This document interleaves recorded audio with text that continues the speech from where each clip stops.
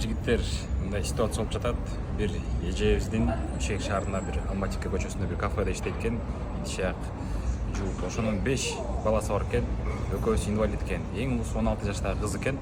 Аны өзүнүн күйөөсү 8 жыл бери жашаган досу менен бир канча убакытта зордуктап келиптир. Азыр ошол эжеге жардам берген жатабыз. Бирок ушуну жардам бергенге чейин эжени башка жака көчүрүп кетиш керек болот деп. Эже ушул Чүй областынын бир айылында турат экен. Азыр бул ишти биз коомчулукка чыгарабыз. Бул Кудай буйрса, эмне үчүн буга чейин чара көрүлгөн эмес, кармаган эмес, ал боштондукта жүрөт, бирок азыркы күндө эженин үйүнө келип, коркутуп өлтүрөм деп жаткан экен.